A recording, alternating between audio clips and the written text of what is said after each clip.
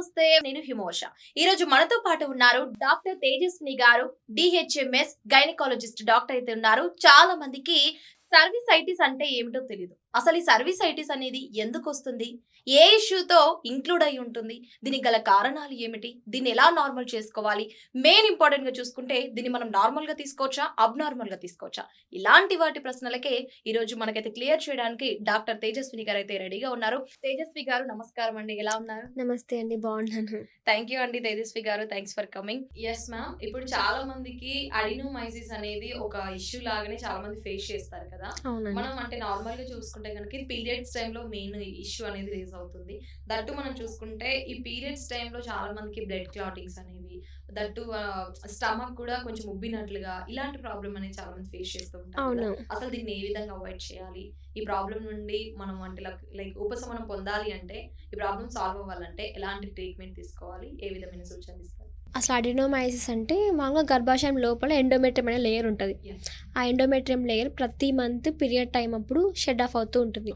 అసలు ఆ లేయర్ ఎందుకు ఫామ్ అవుతుందంటే మన మన బాడీని ఎవ్రీ మంత్ ప్రెగ్నెన్సీకి రెడీ చేస్తుంది అనమాట.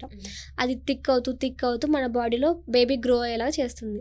ఇన్ కేస్ ప్రెగ్నెన్సీ రాకపోతే ఆ లేయర్ మొత్తం బయటకు వచ్చేస్తుంది. ఇది నార్మల్ న్యాచురల్ ప్రాసెస్ అనమాట. కానీ అడినోమైసిస్లో ఏం జరుగుతుందంటే గర్భాశయం లోపల ఉంటుంది ఎండోమెట్రియం. ఆ లోపల పొర అనేది గర్భాశయం మజిల్ వాల్స్ ఉంటాయి కదా, ఆ కండరాల్లో పెరుగుతుందనమాట. ఇలా లోపల ఉండడానికి ఎలాంటి ప్రాబ్లం లేదు, కానీ కండరాల్లో పెరగడం వల్ల ఆ స్పేస్ ఉన్నదే తక్కువ.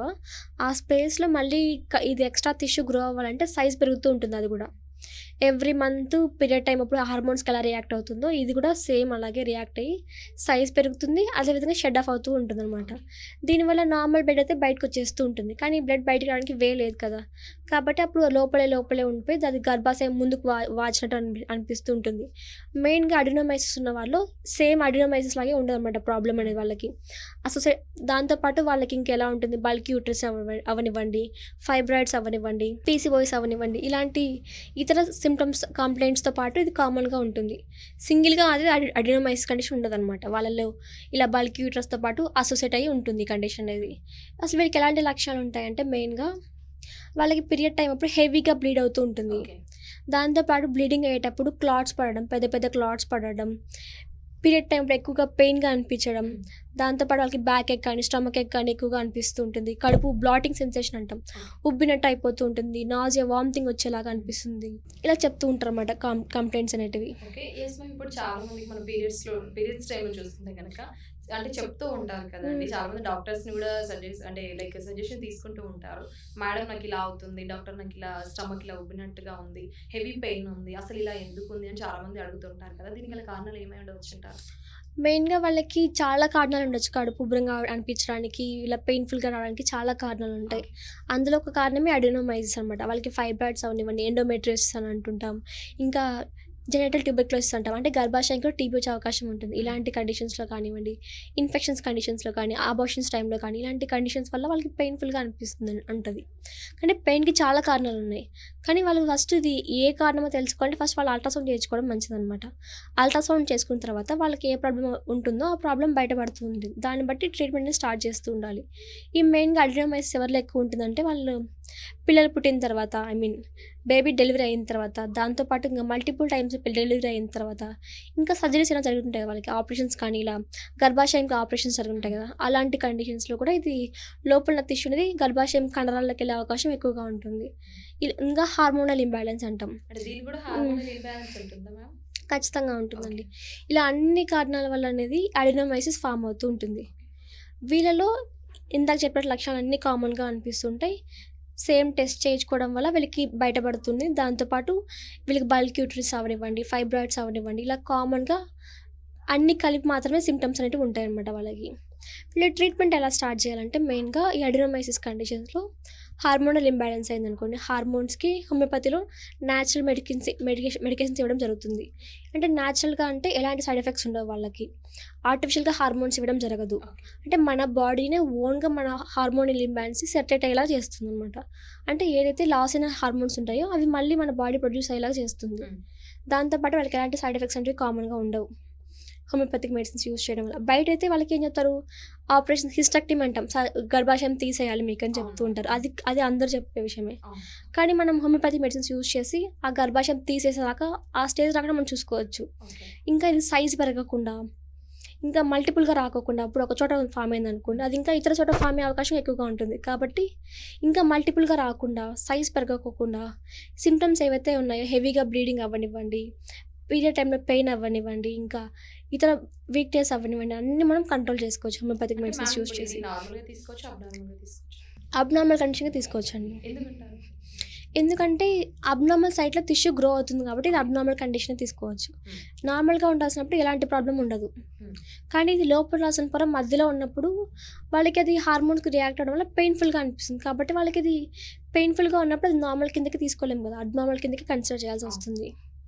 కాబట్టి ఇలాంటి ప్రాబ్లమ్స్తో ఉన్న వాళ్ళు మెయిన్గా హార్మోన్ ఎలిమెంట్స్ తగ్గట్టు డైట్, అలాగే మెడిసిన్స్ ప్రాపర్గా యూస్ చేస్తుండాలి, కరెక్ట్ టైంకి చెకప్స్ ఫాలో అవుతూ ఉండాలన్నమాట. అంటే దీనికి ఫుడ్ కూడా ఏదైనా అవాయిడ్ చేయాల్సింది ఉంటుందా? ఫుడ్ అవాయిడ్ చేయాల్సిన అలా ఏమి ఉండదండి. మెయిన్గా హార్మోనల్ ఏవైతే మన బాడీకి యాంటీ ఇన్ఫ్లమేటరీ డ్రగ్స్ ఫుడ్స్ అంటాం, అంటే టర్మరిక్ అవ్వనివ్వండి, లెమన్ అవ్వనివ్వండి, ఇలాంటివి ఎక్కువ తీసుకుంటూ ఉండాలి. దాంతోపాటు హార్మోనల్ బ్యాలెన్స్ అయ్యేలాగా ఫుడ్ తీసుకుంటూ ఉండాలి. ప్రాపర్గా వెజిటేబుల్స్ అవన్నీ, నట్స్ అవ్వనివ్వండి, ఒమేగా 3 ఫ్యాటీ ఫుడ్స్ అవ్వనివ్వండి, అంటే ఫిష్ అవన్నీ ఎక్కువ ప్రాపర్గా తీసుకుంటూ ఉండాలి. Yes ma'am. దీనికి ట్రీట్మెంట్ ఏ విధంగా తీసుకోవచ్చు అంటారు? ఒకవేళ తీసుకున్నా కూడా ఎన్ని డేస్ తీసుకోవాలి? ట్రీట్మెంట్ ఎలా ఉంటుందంటే ఫస్ట్ ఒక 3 months ఆఫ్ మెడిసిన్స్ ఇవ్వడం జరుగుతుంది, ఒక సెట్ ఆఫ్ మెడిసిన్స్. 3 monthsలో వాళ్ళకున్న సిమ్టమ్స్ మొత్తం రిలీవ్ అవుతూ ఉంటాయి. పీరియడ్ ప్రాబ్లమ్స్ ఏదైతే ఉన్నాయో అది తగ్గుతూ ఉంటుంది అనమాట. ఫస్ట్ ఒకసారి నా దగ్గరికి వచ్చినప్పుడు అల్ట్రాసౌండ్ సజెస్ట్ చేస్తా వాళ్ళకి. అది నెక్స్ట్ మళ్ళీ 3 months మెడిసిన్స్ యూస్ చేసిన తర్వాత మళ్ళీ ఒక అల్ట్రాసౌండ్ చేయడం జరుగుతుంది. ఈ ఫస్ట్ అల్ట్రాసౌండ్కి సెకండ్ 3 months తర్వాత అల్ట్రాసౌండ్కి కంపేర్ చేయడం జరుగుతుంది.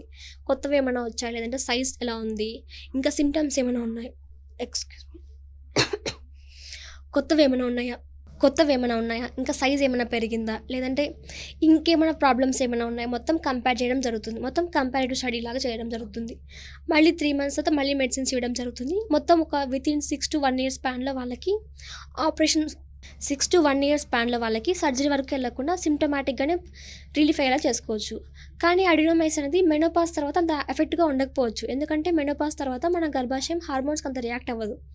కాబట్టి ఆఫ్టర్ మెనోపాజ్ వాళ్ళకి అంత ప్రాబ్లమాటిక్గా ఉండొచ్చు. కానీ ఎవరికైతే పీరియడ్స్ రెగ్యులర్గా అవుతుంటాయో వాళ్ళకి మాత్రమే ప్రాబ్లమాటిక్గా అనిపిస్తుంటుంది. రెగ్యులర్గా అయ్యే వాళ్ళకి. అవును.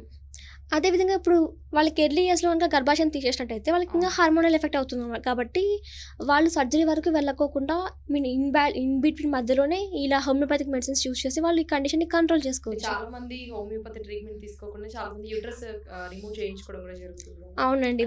తీసేసుకున్నా కూడా చాలా మందికి సైడ్ ఎఫెక్ట్స్ కావచ్చు, లేకపోతే ఫస్ట్ ఉన్నంత ఎనర్జీ తర్వాత అంటే దాన్ని రిమూవ్ చేశాక అంత ఎనర్జీ ఉండకపోవడము, దట్టు మళ్ళీ బ్యాక్ పెయిన్ రావడము, ఏదైనా మూవ్ చేసినా త్వరగా అలసిపోవడం కూడా జరుగుతుంది మేడం. అంటే దీంతోనే కంపేర్ అయ్యి ఉంటుందంటారా? అవును, ఖచ్చితంగా ఉంటుందండి. ఇప్పుడు గర్భాశయం అనేది నార్మల్గా మన బాడీలో హార్మోన్స్ సెక్రెట్ చేస్తుంది. ఈస్ట్రోజన్, ప్రొజెస్టెరాన్ అనే హార్మోన్స్ సెక్రెట్ చేస్తుంది. అసలు ఆ ప్రోడక్టే గర్భాశయమే లేకపోతే హార్మోన్స్ అనేవి బయటకు ఎలా వస్తాయి? కాబట్టి ఆ హార్మోన్స్ మన బాడీ స్ట్రక్చర్ని కానీ ఫంక్షన్ని కానీ మెయింటైన్ చేయడం జరుగుతుంది. ఇలా హార్మోన్ లాస్ అయినప్పుడు మన బాడీలో ఇంకా ఎక్కువ హార్మోన్ లాస్ అయ్యే అవకాశం ఎక్కువగా ఉంటుంది. కాబట్టి ప్రాపర్గా ఫంక్షన్ అనేది ప్రాపర్గా ఉండదు వాళ్ళలో. కాబట్టి వాళ్ళు ఎర్లీ ఏజ్లోనే ఇలాగ హిస్టెక్టమీ చేశారనుకోండి, వాళ్ళు గర్భాశయం తీసేశారనుకోండి, వాళ్ళకి ఇంకా హార్మోనల్ ఎఫెక్ట్ ఎక్కువైపోయి ఫ్యూచర్లో ఇంకా ప్రాబ్లమ్స్ రావడం కానివ్వండి, హార్ట్ ప్రాబ్లమ్స్ రానివ్వండి, ఇంకా బోన్స్ అనేవి పల్చగా పడిపోతూ ఉంటాయి ఎర్లీ ఏజ్లోనే. ఇలాంటివి కామన్గా ఫేస్ చేస్తూ ఉంటారు వాళ్ళు. Yes ma'am. Thank you ma'am. Thank you so much. మా బీఆర్కే ప్రేక్షకులకి అసలు ఇది అడినోమైసిస్ అంటే ఏమిటి, దట్టు మనం చూసుకుంటే పీరియడ్స్ టైంలోనే ఎందుకు ఇలా అవుతుంది, ఇంకా మెయిన్గా చెప్పాలి అంటే చాలా మందికి స్టమక్ అనేది ఉబ్బినట్టుగా కనిపించడం కానీ అలాంటి ఫీలింగ్ కలిగిన వాళ్ళకి కూడా అసలు ఇది ఎందుకు జరుగుతుంది అనే విషయం కూడా చాలా క్లియర్ కట్ ఎక్స్ప్లెయిన్ చేయడం జరిగింది ma'am. Thank you so much. నమస్కారం. Fiticus Homeopathy